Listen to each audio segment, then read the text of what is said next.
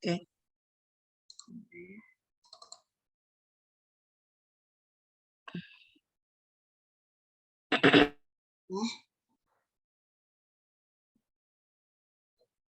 Bentar. Saya foto ya. Oke. 1, 2, 3. Bentar. Oke. Baru 25 ya? Yang lain belum ada. 26 baru 2 masuk lagi 1 26. Baru 26.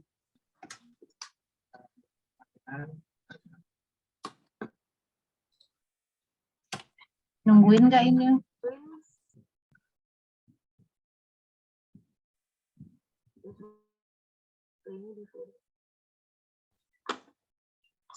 Sudah aku screenshot, Miss. Terserah teman-teman mau live atau mau tunggu komplit dulu. Ini aja apa screenshot yang semuanya ada belum? Bukan materi. Ya belum foto semua. Kalau presentasi aja sih kita dengerin, nggak usah nanya. Beres capek di WA dengerin, jawab deh saya. Kita lebih bijak kayaknya. Ya, mulai Boleh, yuk. boleh, boleh. Orang ya presentasi aja sih. Presentasi aja. Kita nggak nanya gitu. Dibaca aja. Dibaca aja. Dibaca terus. Kalau yang mau Dibaca terus gak usah di komen. Udah gitu aja. kan. Oke. Udah yuk mulai yuk. Bisa yuk mulai ya. Iya, Baca aja, oke. yuk Ada yang mulai. nanya ya. Ini presentasi ya. Iya. Please. Ini foto dulu nih yang full. Ya, udah full. Ya.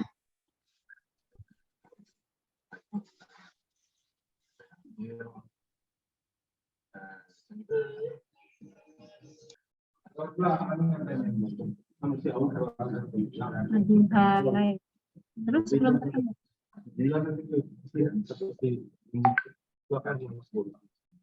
Tadi nggak ketemu. Udah difoto ini. Sudah. Oke. Baik, kita mulai presentasinya ya teman-teman ya. Terima kasih atas kehadirannya. Oke. Assalamualaikum warahmatullahi wabarakatuh. Waalaikumsalam warahmatullahi wabarakatuh. Selamat siang teman-teman. Terima kasih atas waktu dan kehadirannya. Kami dari grup 2 ingin presentasi untuk mata kuliah semantik. Saya mau izin share screen dulu. Baik. Sudah terlihat ya di layar ya? Oke. Baik. Untuk grup 2, kami dengan judul Language in Use. Dengan membersnya Miss Rutri Megaranti, ada Miss Siti Nurul Hikmah Jahro, dan saya sendiri Farida Setiawati. Introduction-nya, in this chapter, we look more at the specific features of communication, beginning with observation about non-linguistic signs and how we get meanings from them. We introduce a distinction between a sentence, a language constructions, and an utterance, a particular act of speaking or writing. An utterance is typically part of a larger discourse. In spoken discourse, meaning are partly communicated by the emphasis and melodies that are called prosody. Vocal and gestural signs can also be the meaning of transmitting meanings. So we have 6 points from this chapter. There are pragmatics, natural and conventional signs, linguistics, utterance and sentence, prosody, and the last point is nonverbal communication. So the next speaker will be Miss Rutri. Silakan Miss Rutri. Okay, thank you, Miss Farida. The first point in this chapter is about pragmatics. Pragmatics is another branch of linguistics that is concerned with meaning. Pragmatics and semantics can be viewed as different parts or different aspects of the same general study. Both are concerned with people's ability to use language meaningfully. While semantics is mainly concerned with a speaker's competence to use the language system in producing utterance and processing. Language is used 9 utterances produced by others. The chief focus of pragmatics is a person's ability to derive meanings from specific kinds of speech situations. To recognize what the speaker is referring to relate new information to what has gone before, to interpret what is said from background knowledge about the speaker and the topic of discourse, and to infer or fill in the information that the speaker takes for granted and doesn't bother to say. Then the second point of this chapter about natural and conventional signs. A language is a system or symbol through which people communicate. The symbols may be spoken, written, or signed with the hands. People who use the language to communicate with one another constitute a society, a language community. The English language community, for instance. When people who have the same native language can understand one another but still notice consistent differences in each other's speech, we say they speak different dialects of the language. It is easy to illustrate dialect differences. Vocabulary differences like petrol versus gasoline, lift versus elevator, alternative ways of framing certain question. Have you a pencil? Versus, do you have a pencil? Versus, have you got a pencil? For instance. In the modern world, is it quite the opposite? Cultural features are almost always more widespread than any one language. A language is a complex system of symbols or signs that are shared by members of a community. Day after day, we heard such signals because someone intends for us to hear them. Horn, whistles, sirens, buzzers, and bells. Humans produce not only single symbols, but system of symbols. Unlike natural signs, conventional signs have human senders as well as human receives. Each one has an intention and an interpretation. And then next, observing any such signs and getting information from it seems like a simple matter and can take place in an instant. And yet the process of getting information consists of 3 steps. We have perception, identification, and interpretation. For perception, the sign and the observer share a context of place and time in which the sign attracts the observer attention. Robinson Crusoe, to use our first simple example, walk where the footprints was, look in the right direction when there was sufficient light for visibility, and before the print had been obliterated by rain, wind, tide, or the movement of other creatures. And then about identification, every perception is a unique experience. We identify any new thing either as a phenomenon previously observed or more often as something that is identical with phenomena we already know, a new token of the familiar type. Then, about interpretation, meaning are often personal. The meaning of any sign depends on the space-time context in which we observe it. Crusoe's reaction to the footprint was due to the circumstances of his life. The fact that until this moment, it had been impossible for him to see any human footprint other than his own. This is clearly an unusual case, but all the time we interpret differently in different contexts. Example, the whistle of the policeman, the whistle of the hotel doorman, and the whistle of the referee. Their different meanings are due to the differences of context in which the signal occurs. And then we talk about linguistic signs, point third from this chapter. Words are linguistic signs, similar in certain respect to natural and conventional signs. They do not have meaning, but rather are capable of conveying meanings to those who can perceive, identify, and interpret. A number of things can create difficulty in perceiving a spoken message. Too much noise in the environment to create a distance between speaker and hearer. Insufficient volume in the speaker's delivery. A poor connection if the message is conveyed by telephone. Static in radio message or insufficient attention on the part of the hearer.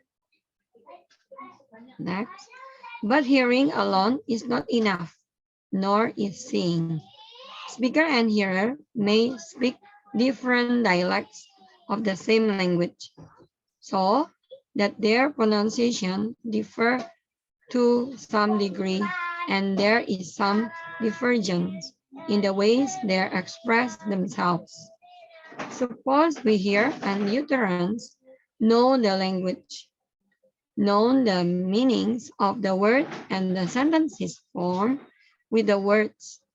When we listen to someone talking, we first take in sequence of sounds, a phonetic event, but our understanding is not a matter of grasping one sound after another, nor even one word after another.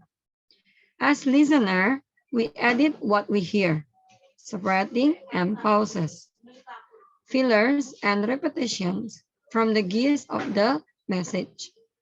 Listener and readers use their implicit knowledge of the language to grasp the message they are dealing with. Although we, as listener, begin the phonetic message, once we have grasped the semantic content, we retain only the sense of the message. So much for preparation and identification. Now consider interpretation. As listener, we use our background information to interpret the message. The listener has to decide from the conversation or from knowledge of the speaker whether the place of residence of speaker friend is relevant. From the other side, speakers who make themselves understood have to have some notion of what their addresses already know and what the addresses can in friend fill in.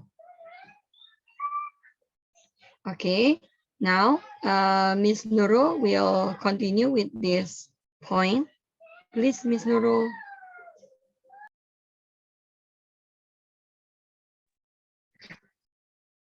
Okay, next is utterance and sentence. According to Griffith, Utterance is the meaning that an utterance be understood as conveying when interpreted by people who know the language, are aware of the context, and have whatever background knowledge the sender could reasonably presume to be available to the addressees. According to Frank, a sentence consists of a subject and predicate. This definition is more satisfactory because it is actually possible to identify the structural function of subject and predicate in a sentence.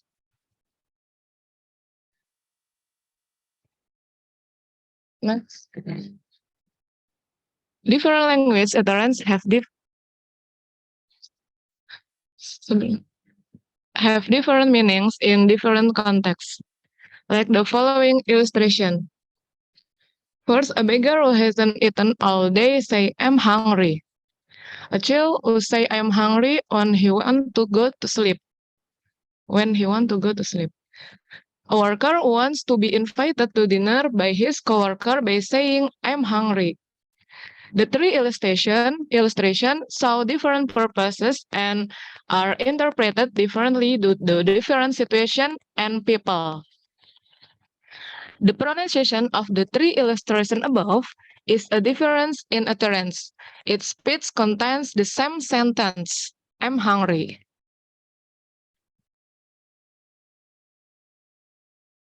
Next is prosody. Prosody is the study of the tone and rhythm of speech and how these features contribute to meaning. Prosody consists of two parts, namely accent and intonation. Prosody is very important in understanding the expression of conversation or discussion. Accent is to press in a word or sentence so that it gives meaning to the sentence. Here are some common distinctions made with intonation in utterance that have the same verbal material. First, statement versus question, fall versus rise. Yes, yes, this is the place. This is the place.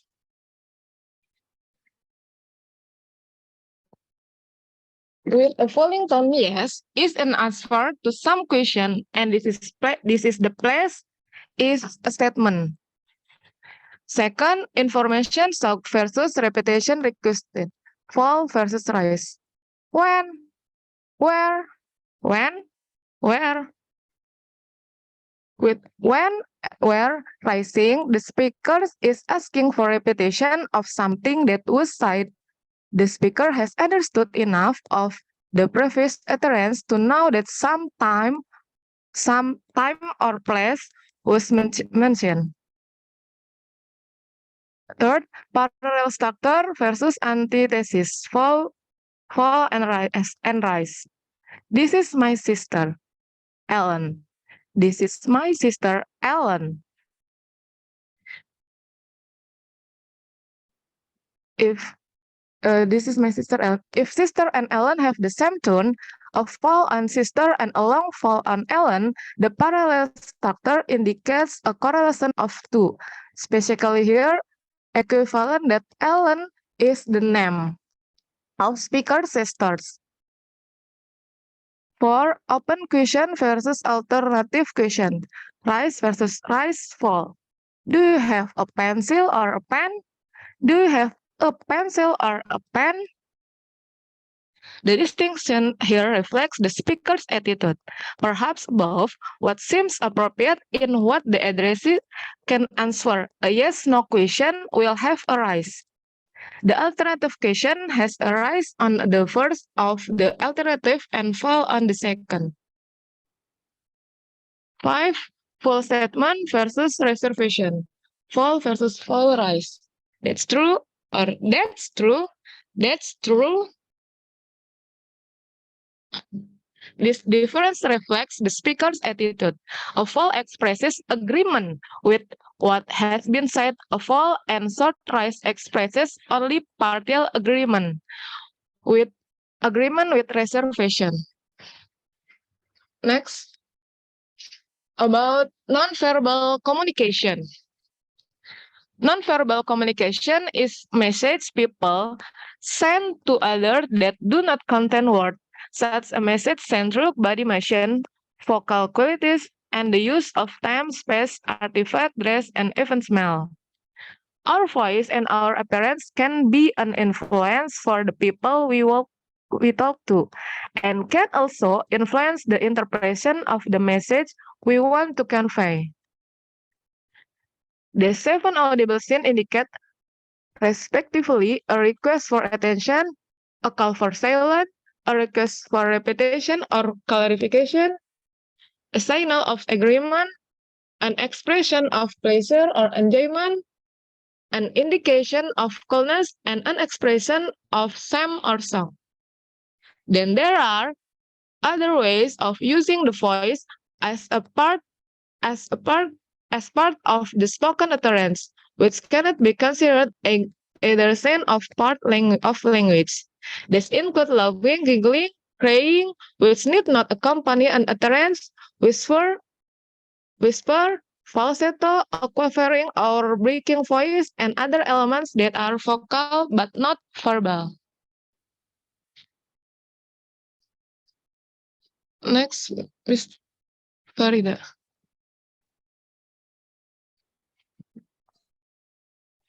Okay, so these are the summary for language in use. 1. While linguistic semantic is concerned with the language system that people have in common that makes them able to communicate with one another, pragmatic is the study and description of how people actually use language in communicating. Number 2, the elements of language are similar to natural signs and more especially to conventional signals.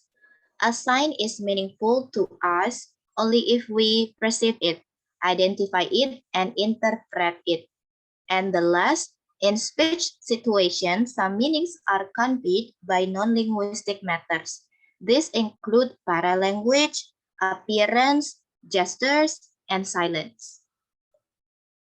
These are the research for our group. And then thank you.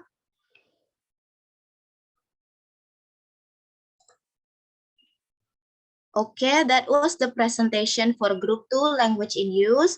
Thank you for the participation. Thank you for your time. If there will be any questions, I don't know, will be in Zoom or in WhatsApp. How about you, Miss Safitri and others?